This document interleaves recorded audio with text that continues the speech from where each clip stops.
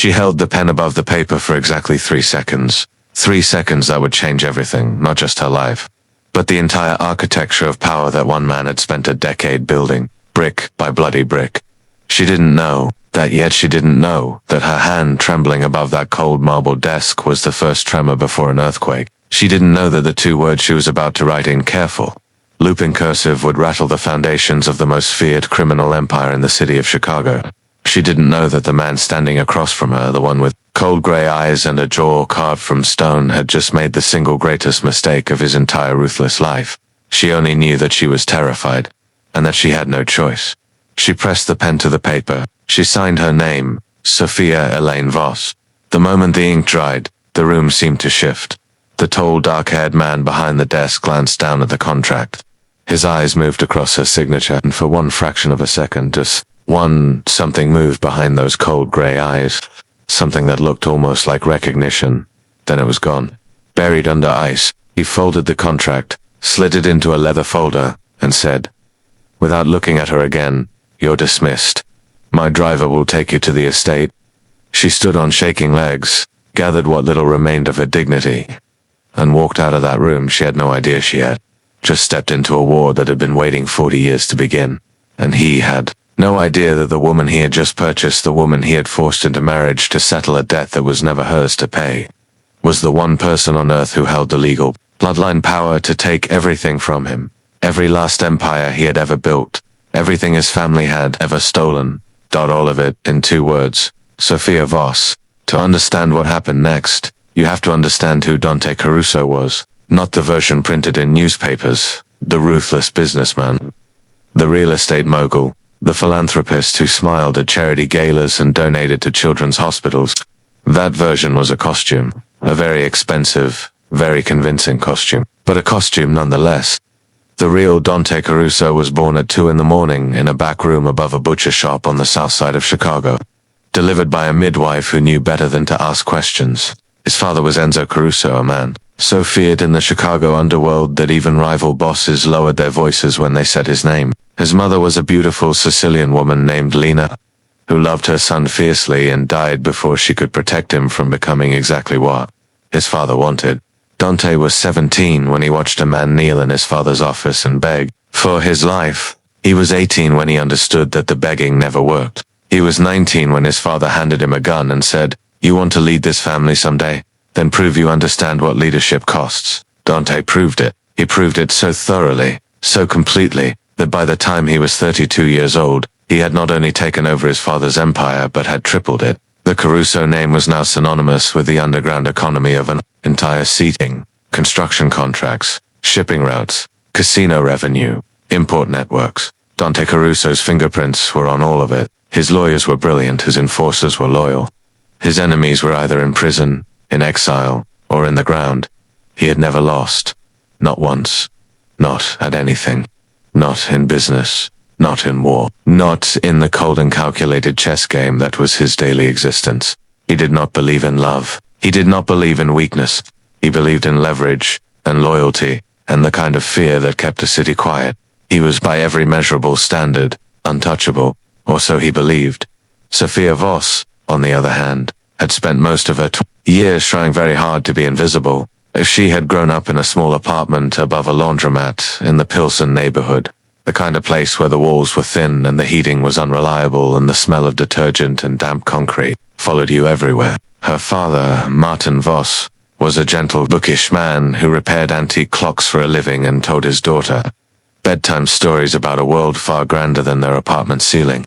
Her mother had left when Sophia was 4, a wound that never fully closed. Though Sophia had learned to stop pressing on it, she had grown up quiet and observant. The kind of girl who sat in the back of the classroom and read 3 books ahead of the curriculum and noticed everything: the way light moved across a room, the way people's voices changed when they were lying, the way silence itself had textures. She was not conventionally beautiful in the way that turned heads on a city street, but she had the kind of face that revealed itself slowly, that became more striking the longer you looked, with dark brown eyes that seemed to hold entire conversations without her speaking a single word. She had studied literature at a community college for 2 years before the money ran out. Then she'd worked as a bookstore clerk, a coffee shop barista, a library assistant. Small, careful jobs that let her stay quiet in a city that was always too loud. She had never been in trouble. She had never, not once in 26 years, crossed paths with anything that even resembled the world Dante Caruso inhabited, until her father borrowed money from the wrong man. Martin Voss was not a gambling man. He was not reckless or foolish or greedy. He was simply desperate the way gentle men sometimes become desperate when the person they love most is dying. Sophia's grandmother, her father's mother, had been diagnosed with a cancer that required treatment their insurance would not cover. And Martin Voss, whose entire life savings amounted to $11,000 and a collection of antique timepieces, had gone looking for help in all the wrong places. He had borrowed $300,000 from a loan network, controlled, ultimately, by Dante Caruso. He had fully intended to pay it back. He had a plan, a buyer for a rare 19th century clock collection. A private deal that would have cleared the debt entirely. But the buyer had backed out, and the clock collection had been damaged in a flood. And the debt had compounded. And the men who came to collect were not the patient kind. By the time Sophia found out what her father had done, the debt had grown to $460,000. And the men at their door were not asking anymore. They were telling. The meeting was arranged through a lawyer Sophia didn't know and couldn't afford. She wore the best clothes. She owned a dark green dress that was 3 years old and slightly too formal for someone her age, and a pair of heeled boots that she'd bought on clearance. She'd stood in front of a small bathroom mirror that morning and told herself to be calm, to be reasonable, to explain. Surely, she had told herself, surely a man who ran a business would understand that her father was old and sick and had tried his best. She had never met anyone like Dante Caruso before. She had not understood what she was walking into. The Caruso group occupied the top 4 floors of a glass tower in the River North District. The lobby was all polished stone and steel and indoor trees in white ceramic pots. The receptionist had looked at Sophia with an expression that was perfectly neutral in a way that felt almost hostile, and had led her up in an elevator that moved silently and opened into a waiting room that smelled of leather and money. She had waited for 45 minutes. She suspected this was deliberate. When she was finally shown into his office, she found Dante Caruso standing at the window, his back to her, looking out over the city. He was taller than she had imagined, broad-shouldered, dark-suited, still as a statue. He let the silence stretch for 10 seconds before he turned. She had expected hard. She had not expected beautiful.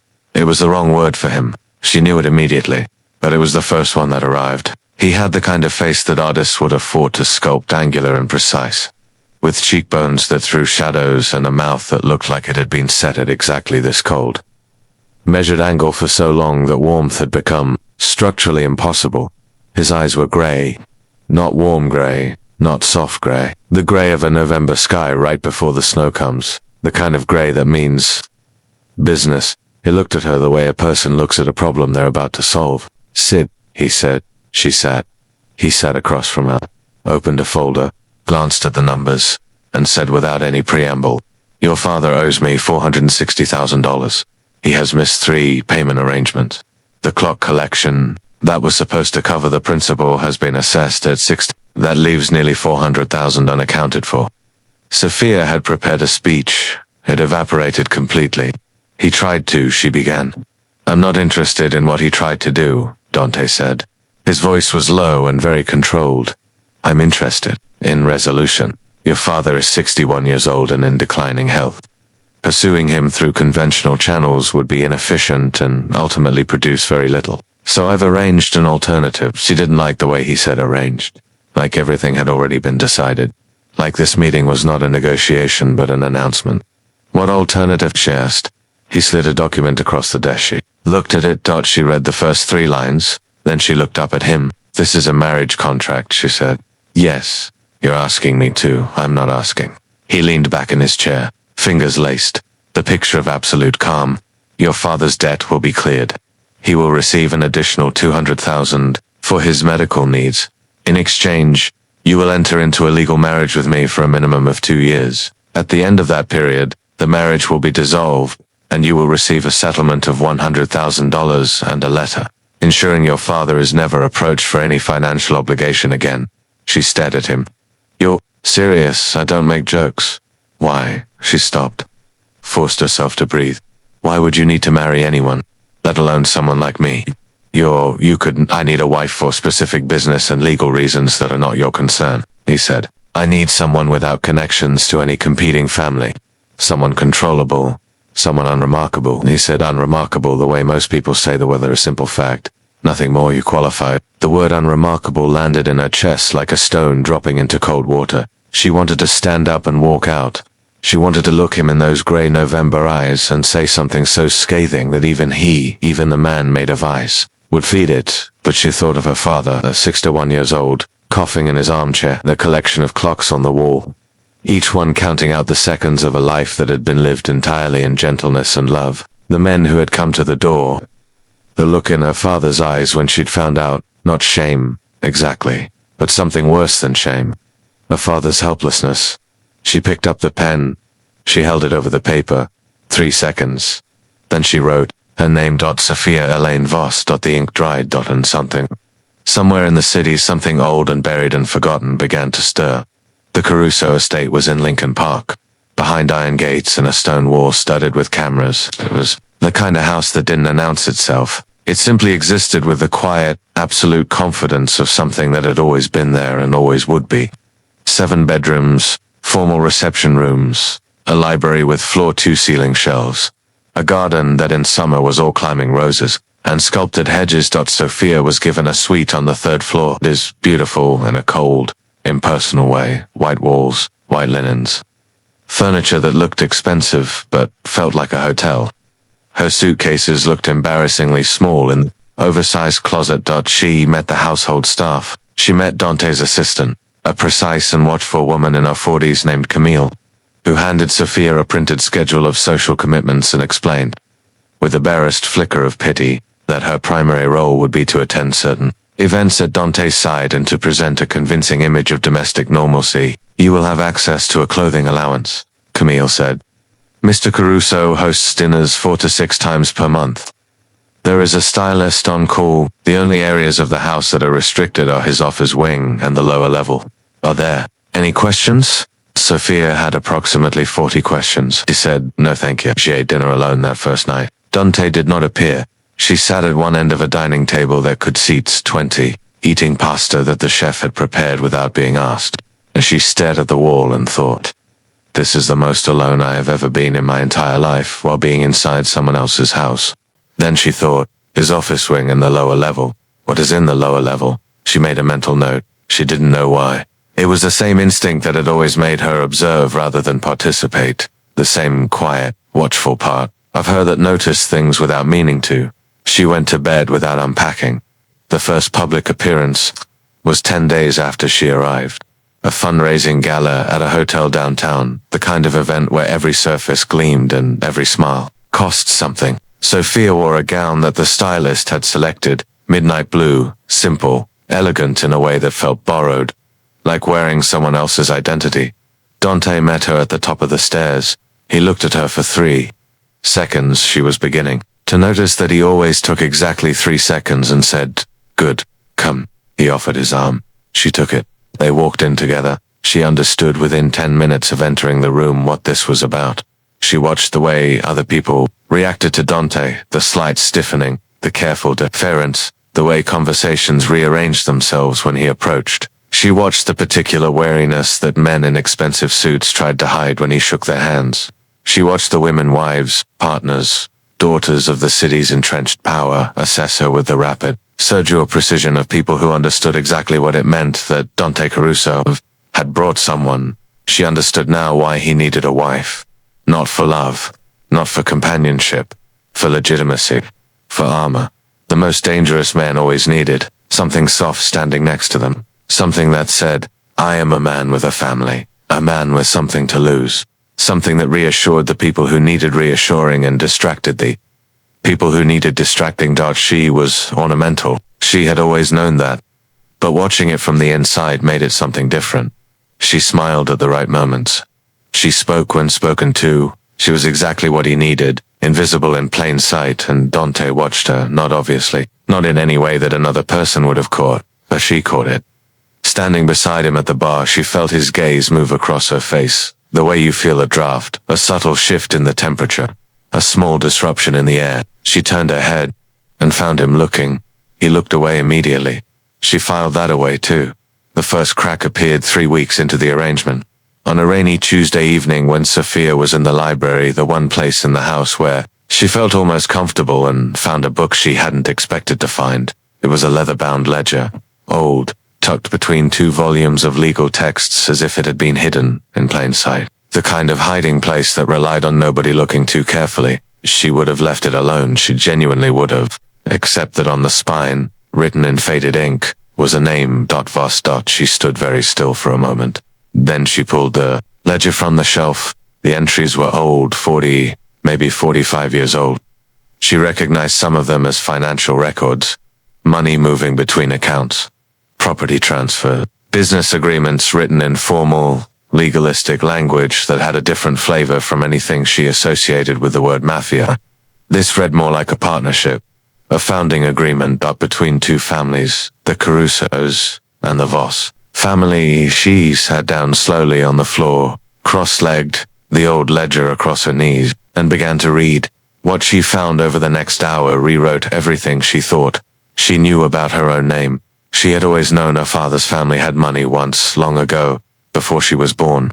Her grandmother had mentioned it occasionally. In the elliptical way old people discussed painful things. There was something lost, she'd said. Something taken. She'd never said what. Now Sophia read it in ink. The Voss family, her grandfather's family, had been one of 2 founding families of what was now the Caruso Empire. Not victims, not bystanders, founders. Her grandfather, Heinrich Voss, had provided the original capital. Enzo Caruso, Dante's father, had provided the infrastructure and the muscle. Together they had built something significant. And then, in 1984, according to a separate and much less formal document tucked inside the back cover of the ledger, Enzo Caruso had declared the Voss family in breach of their partnership agreement and had moved to dissolve the arrangement, unilaterally, in the manner that men like Enzo Caruso dissolve things. Heinrich Voss had disappeared. Not literally, he had walked out of his house one October morning and never came back. His wife had been given a sum of money and told to move to another city and raise her son, Sophia's father, Martin, quietly and without complication. But here was the part that made Sophia's hands go cold as she read it. The founding agreement, the blood pact, as it was called in the document, with a formality that made the phrase seem almost ceremonial, contained a clause, a legal provision that had been drafted by a lawyer so thorough that even 40 years of deliberate burial hadn't invalidated it. If a Voss descendant ever formally claimed the name again, signed it in contract with the Caruso, all property, assets, and business interests originating from the founding partnership reverted to joint claim, 50-50 by law.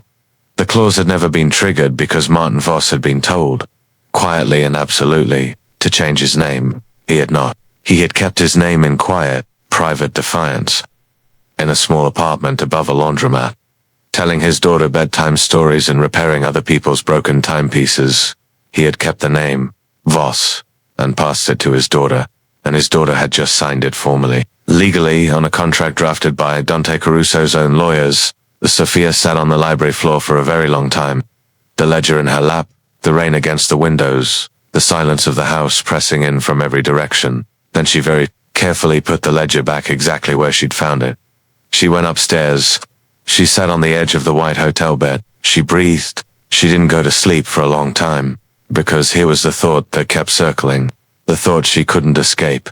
Dante Caruso had just legally handed her half of everything he owned, and he didn't know it yet, but someone else might. The man's name was Victor Wren. He was the kind of person who didn't appear in photographs, who didn't attend galas, or sign his name to legitimate documents, or allow his face to be recorded anywhere that a camera might catch it. It existed in the spaces between what could be proven, a rumor, a shadow, a name that made other powerful men go quiet. Victor Wren had, for the past 7 years, been working methodically and patiently toward one goal, the dismantling of the Caruso Empire. Not through violence. Violence was messy and drew attention. Through legal architecture. Through the careful assembly of documentation, testimony, and contractual leverage that would, at the right moment, be deployed like a scalpel through Dante Caruso's entire operation. He had been waiting for a Voss. He had been waiting for exactly this.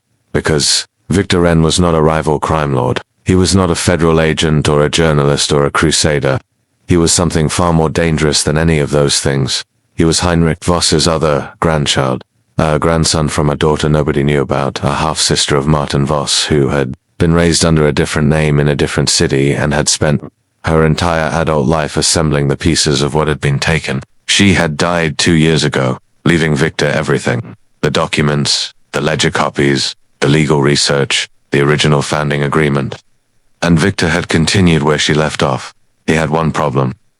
The blood clause required a Voss to sign a contract with a Caruso. It couldn't be Victor himself. He carried the name through his mother, who had used a different surname. It had to be a direct Voss descendant with a name intact. It had to be Sophia. And then quietly, perfectly, with the kind of coincidence that isn't really a coincidence at all, Dante Caruso had done exactly what Victor needed. He had forced Sophia Voss to sign a contract. Victor found out about the marriage 3 days after it happened. He had people inside Caruso's organization, not many, but enough. When the report came to him, with the name on the contract, he read it twice. Then he leaned back in his chair in the anonymous hotel room where he'd been living for 3 months, looked at the ceiling, and allowed himself the smallest smile. The clock, he thought, was finally ticking. He made contact with Sophia 1 month after she moved into the estate. The first note arrived in a library book. She found it between pages 147 and 148 of a novel she'd ordered online, delivered to the estate. The package, opened and checked, as all packages were, by one of Dante's security team. Whatever they were looking for, they hadn't found the note. It was written in pencil on a small piece of paper and said only, "I know who you are. I know what you hold, and you are in more danger than you realize. Wait for a second message." Sophia read it 3 times. She put it in her pocket. She didn't tell Dante later. She asked herself why. She had no particular loyalty to Victor at that point. She didn't even know his name yet. But she also didn't have the kind of loyalty to Dante that made exposure the obvious choice. He had not been cruel to her. He had not been kind either. He had been absent professionally, physically, emotionally absent, in the way of a man who has decided that a problem has been solved and no longer requires his attention. He looked at her sometimes. At dinner when she finally managed to be there at the same time as him. At events, briefly, when she caught him watching. And she noticed that the watching had changed quality since the gala. It was less assessment, now, and more something she couldn't name. Something slower.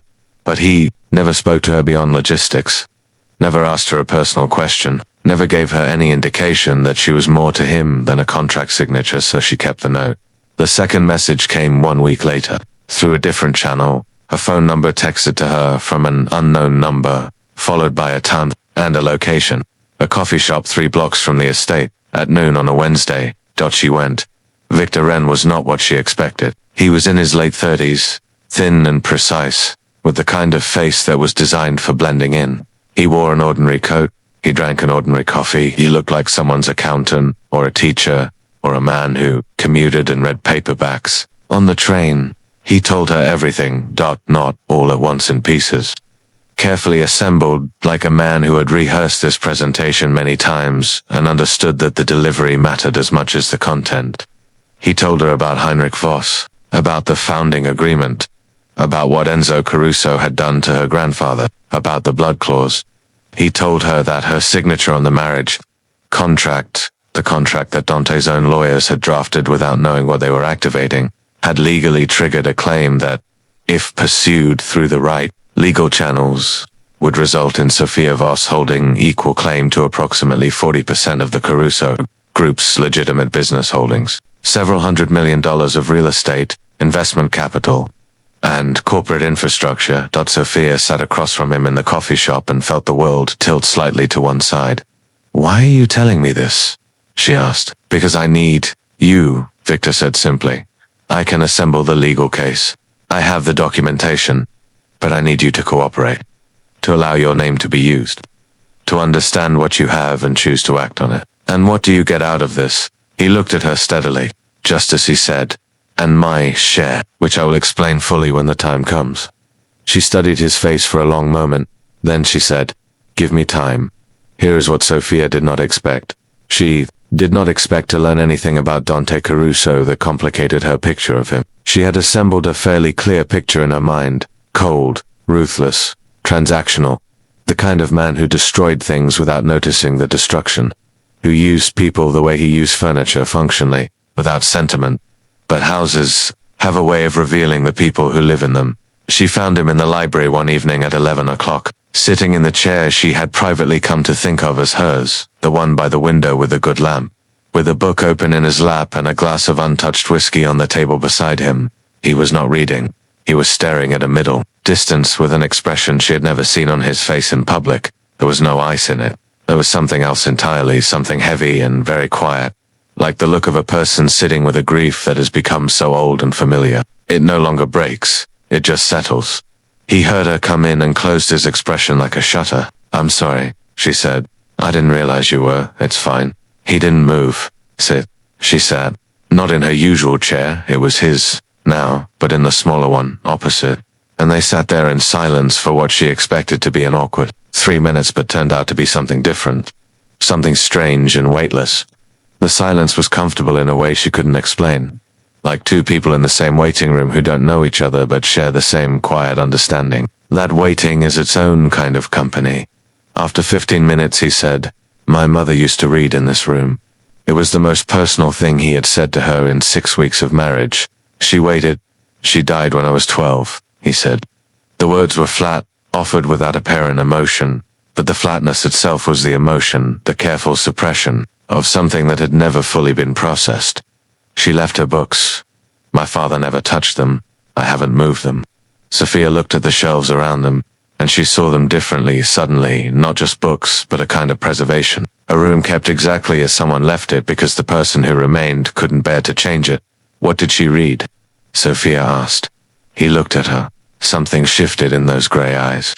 "Everything," he said, after a pause. "She would have liked." Yet the sentence fell into the room like a stone into still water, and neither of them addressed it. He stood, finished the whiskey in one swallow, and left. Sophia sat in the dark library for a long time after, holding the uncomfortable realization that Dante Caruso was a human being. Not just a symbol, not just a problem. A person who had lost his mother at 12 and kept her books on her shelves for 20 years.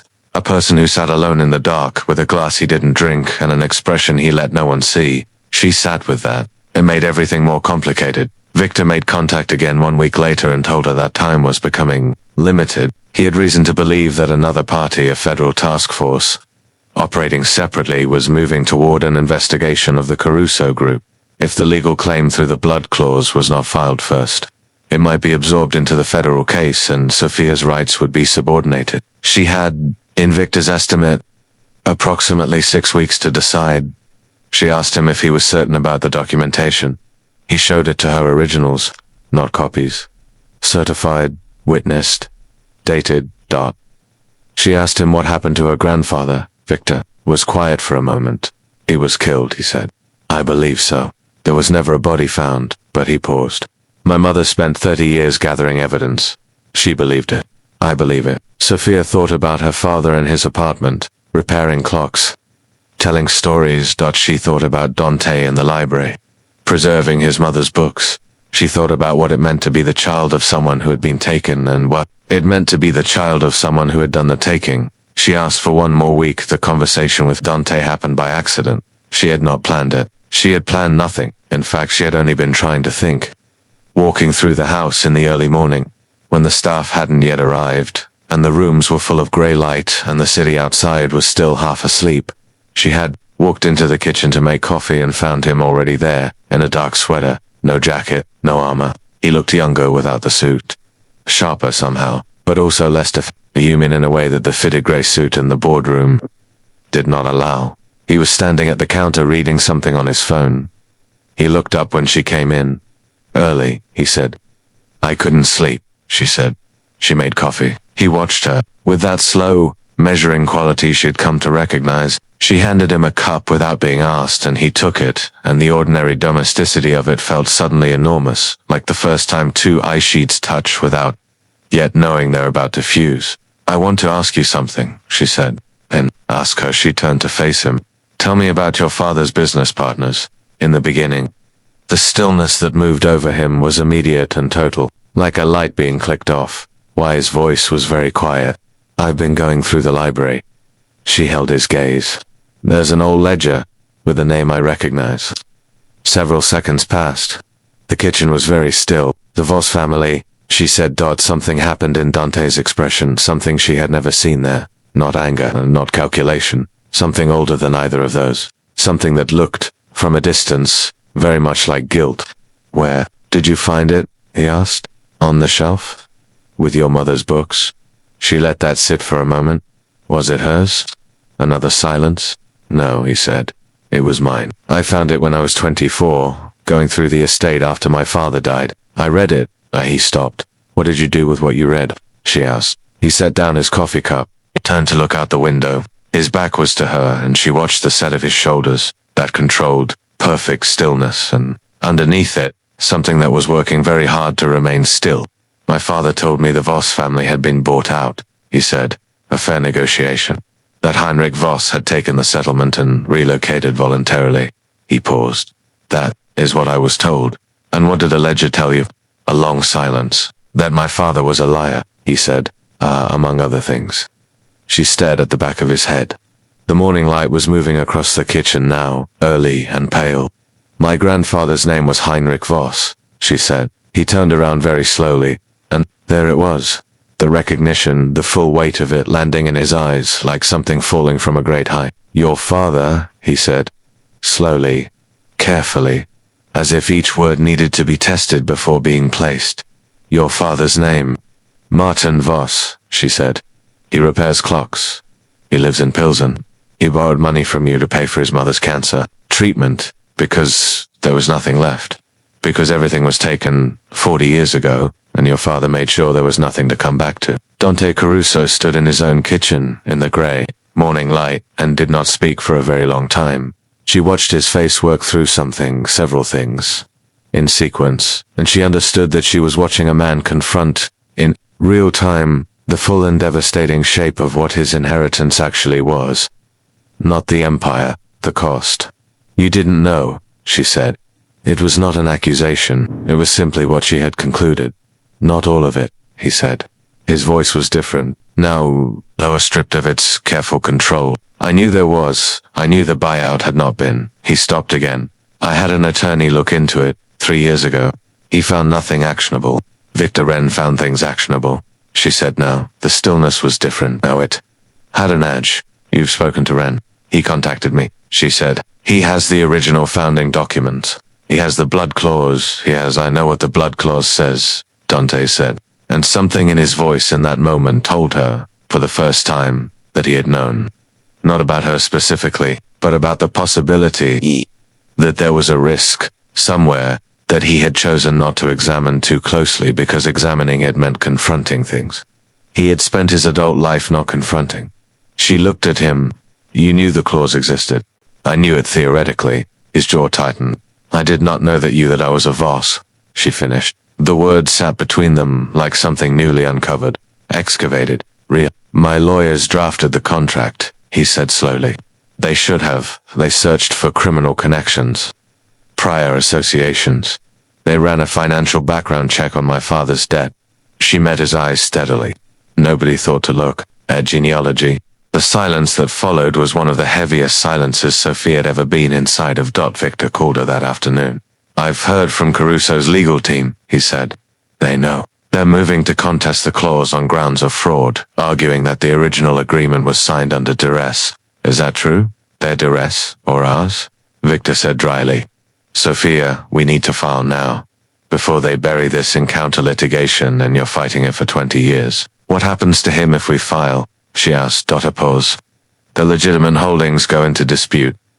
Everything connected to the founding capital, which is, at this point, the majority of the Caruso Group's real estate portfolio is frozen pending adjudication. His other operations, Victor hesitated. His other operations are less legitimate, and they depend on the legitimate infrastructure for laundering and financing. Without the infrastructure, the empire falls, she said. Yes. She said nothing for a moment. Sophia, Victor said. Your grandfather is dead. Your father's entire life was stripped from him before it began. You were sold like property to settle a debt. What is there to think about? She thought about a man in a dark sweater reading his phone in a kitchen at 6 in the morning. She thought about preserved bookshelves and an untouched glass of whiskey and eyes that did something complicated. and quiet when he thought nobody was watching. She thought about the difference between inheriting guilt and being guilty. I need one more conversation, she said, with him. Before I decide. Victor exhaled. You're running out of time. One more conversation, she said. Please. She found Dante in his office, not the restricted wing, but the one adjacent to the library that he sometimes used in the evenings. The door was open. He was standing at his desk looking at a document she suspected was the legal analysis his team had just sent him. She walked in without knocking. He looked up. He didn't tell her to leave. I need to understand something, she said. If I do nothing, if I walk away from this entirely, what happens to my father's debt? What happens to the original agreement? Does my grandfather's name just stay? Barry Dante studied her face. Yes, he said. If you take no action, legally everything remains as it is. And if Victor files without my participation, he can't. The clause requires a Voss signatory. Without you, there's no case. So I'm the deciding factor. She sat down in the chair across from his desk, the same posture she'd had that first day, when she'd been terrified and wearing a 3-year-old dress and he'd called her unremarkable. She remembered that. She suspected she would always remember it. I'm going to tell you what I want, she said, and I want you to tell me whether it's possible. He watched her go ahead. My grandfather's name should be acknowledged. Not publicly, I don't need a press release, but in the official record of the company's founding, he should be recognized as a co-founder. She folded her hands on the desk. My father's debt, the entire thing is forgiven. The original sum, the interest, everything, retroactively, with a signed document from your legal team. Dante nodded slowly. And a portion of the legitimate holdings, not half. Not what the clause allows. A fair portion, determined by a neutral third party, to be placed in a trust for my father. Enough that he never has to worry again. She held his gaze, and Heinrich Voss's remains, if they can be found. The last one landed differently. She watched it land in him, the specific, devastating weight of it. I don't know where he began. I know you don't, she said. But your father did. And your father left records. I think, if you wanted to find them, you could. A long silence. And in exchange for these things, he asked. I don't file, she said. Victor doesn't file. The clause stays dormant. She paused. And we finalized the divorce on the agreed schedule. Klein finished. Something moved across his face that she couldn't entirely read. What about, Rennie said, I'll handle Victor. You trust him? I trust that he wants justice for his family, she said. I'll explain that this is a form of justice. A better form than a legal battle that could take a decade and leave my father with nothing while the lawyers get rich. Dante Caruso sat back in his chair. He looked at her for a long time. You could have taken everything, he said. The clause gives you the right to. I know what it gives me, she said. Then why? Because I'm not my grandfather's revenge, she said. I'm my father's daughter. She held his gaze without looking away, and he spent his entire life repairing things rather than breaking them. The silence that followed was different from all the silences before it. It was not heavy or tense or cold. It was something else entirely. It was the silence of a room in which something enormous had just shifted slowly, irreversibly, like a tide turning. Dante Caruso looked at Sophia Voss, and she saw it clearly. Without question, without any ambiguity at all, the exact moment when he stopped seeing her as a contract and started seeing her as a person. More than a person. I'll have the agreements drafted by tomorrow, he said. She nodded. She stood. She moved toward the door. Sophia. She stopped. She turned. He was still sitting behind his desk. But something had changed in his posture, some small, tectonic shift in the shoulders, in the jaw. Some microscopic relaxing of armor. The word I used, he said. When you came here. The first time, I called you unremarkable, she said. Yes. He held her eyes. I've never been more wrong about anything. She stood in the doorway of his office in the lamplight and felt something she didn't have a name for. Something warm and terrifying and entirely new. Like standing at the edge of a country she'd never visited but suspected she might want to live in. She didn't say anything. She nodded once, and she left. The agreements were signed within the week. Victor Wren, to his credit, listened to Sophia's explanation in full. He was quiet for a long time afterward. She could tell that part of him, the part that had spent years in service of his mother's unfinished mission, wanted to fight. Wanted the full legal confrontation, the public accounting, the complete dismantling. But she said to him, your grandmother's family will be in the official record. Grandfather will be found and given a proper burial. The family will receive financial restitution, and it will be done in a year rather than a decade. She paused. Is this not a form of justice? He looked at her for a long time. Then he said very quietly, my mother would have wanted the burial more than anything else. I know, she said. He exhaled slowly. He agreed.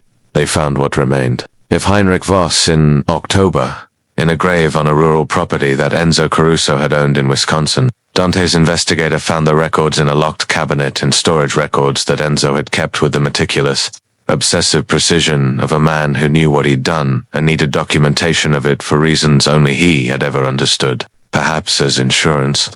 Perhaps as something darker. The burial was private. Sophia attended with her father, who had been told everything by now, told gently, across several evenings, in the way that a person is lowered into difficult knowledge rather than dropped into it. Martin Voss sat in his armchair and listened, and wept quietly, and then said, almost to himself, he never told me he was trying to protect me. Your father, Sophia said. Yes, all those clocks, Martin said, looking at the wall of timepieces. He used to say that fixing a clock was an act of faith, that you were trusting time to keep moving. He looked at his hands. I think he was talking about us. Sophia held her father's hand and didn't say anything. Sometimes the only adequate response to grief is witness. The divorce was finalized 6 months later, as agreed. Sophia moved back to her own apartment, a better one now, in the Wicker Park neighborhood. With high ceilings and windows that caught the afternoon light, she took nothing from the estate except 3 books from the library, one she'd been reading, one she'd asked permission for and received, and a small painting that Dante had asked. With an awkwardness that was almost touching in its rarity, if she would like to have. It was near the books, he said, and I think he stopped. I think she would have wanted you to have it. She took the painting. She hung it in her new apartment. She thought about him more than she expected. That was the honest truth of it. Memory of him in the kitchen in the early morning, the library at night. The moment in the office when he'd said I've never been more wrong about anything. These things lived in her in a way. She hadn't invited them to and couldn't quite show. She thought about eyes the color of November sky. She thought about a man who kept his dead mother's books because he couldn't bear to change the room. She thought about how, in the entire complicated story of what had happened between them, he had only ever been once his own inheritance, was confronted trying to do the right thing, imperfectly, belatedly, in the way of someone who had been handed the wrong map as a child, and was still, at 32, in the painful process of drawing a new one. He came to her 3 months after the divorce, on a Sunday afternoon in March when the city was beginning to thaw, when the light had that pale, watery quality of early spring that always made Chicago look more hopeful than it probably deserved. He knocked on her apartment door. She opened it and found him there in a dark coat, no tie, no armor, looking for the first time since she'd known him, like a man who was not entirely certain of his next move. I have no legal reason to be here, he said. I know, she said. I have no professional justification. I know that too. He stood in her doorway. The March light moved around him. I've been trying, he said slowly, to determine the appropriate protocol for this situation, and I've been unable to find one, which is a small pause. Unusual for me. You're the man who has never lost, she said. I'm the man who thought losing was the worst thing that could happen, he said. I've recently revised that assessment. He looked at her. It turns out there are worse things than losing. There is, for instance, winning at the wrong thing, and not knowing it for the better part of a decade. She leaned against the doorframe and looked at him. The gravity of him was there as always, that particular weight, that quality of presence, but something underneath it was different now. Something had cracked open that was allowing light in from a direction it had never come before. What would you do? She asked. If I told you to go away? I would go, he said. I would respect that entirely. And if I told you to come in, something moved in those gray eyes, something quiet and enormous, like a tide that has been held back for a long time, finally being released to go where it needs to go. Then I would come in, he said, and I would begin the business of trying to be a person you recognize. A contract, not a transaction. He held her gaze. A person. Sophia Voss stood in the doorway of her own apartment, the apartment with high ceilings and good light, and a painting on the wall that a woman she'd never met had left behind, and looked at Dante Caruso. She thought about her grandfather, who had built something and had it taken from him. She thought about her father, who had spent his life repairing broken things. She thought about herself, the quiet girl in the back of the classroom who noticed everything and waited, and had been waiting, perhaps, for exactly the kind of story that begins not with a fairy tale, but with a pen held over a piece of paper. 3 seconds. She stepped back from the door. She let him in the months that followed. The Caruso Group restructured, quietly, carefully, in the way that an organization changes when the person at the top decides that the organization is no longer allowed to be what it was. Certain contracts were allowed to expire. Certain partnerships were dissolved. Certain ledgers, finally, were closed. Martin Voss received a call from a foundation Dante had established anonymously, in the name of a woman nobody would recognize, publicly informing him that a grant had been approved for the preservation of antique timepieces, with a studio provided and a modest annual income for the work. He cried, Martin Voss, in his armchair surrounded by his clocks. Then he chose the most beautiful timepiece in his collection, a French pocket watch from 1847 that was the oldest thing he owned, and wound it carefully, and listened to it. Tick. Victor Wren attended a ceremony in a small Wisconsin cemetery in October. Heinrich Voss was given a headstone. It read, Beloved, remembered, the erasure undone.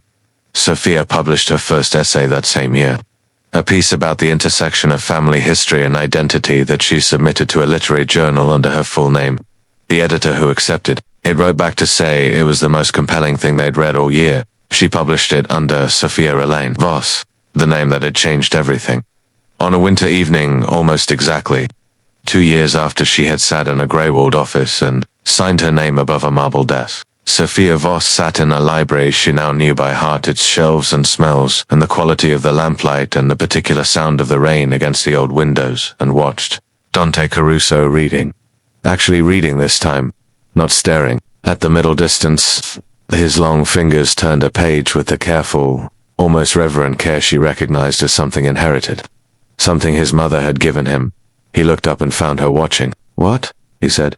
Nothing, she said. You're thinking something. I'm always thinking something. The corner of his mouth moved, that small, catastrophic movement that on anyone else would have been a smile and on him was something rarer, and therefore more extraordinary. He turned another page. Outside, the city went about its business, its crimes and its kindnesses, its debts and its reckonings, its endless and ordinary accumulation of stories. The clocks on Martin Voss's wall counted their careful seconds. In the Wisconsin cemetery, a headstone bore a name. In a literary journal, a story was being read by strangers who didn't know any of the people in it but recognized themselves in it anyway, the way good stories make you do. And in the library where a woman's books had been kept for 20 years because her son couldn't bear to change the room, a man sat reading while the woman who had been sold as a signature and had turned out to be the answer to a 40-year-old question, sat across from him in the lamplight. They didn't need to say anything. They had already said the things that mattered. Pen had moved, the ink had dried, and instead of an ending, it had written a beginning. He had built an empire on a buried lie. She had walked into it carrying the truth in her name. And somewhere between the marble desk and the winter library, between the forced contract and the chosen door, between the man who had everything and the woman who held the claim to half of it, they had both discovered something worth far more than any empire, something neither of them had known to look for, something that couldn't be signed away, contested in court, or taken by force, something that was only ever given,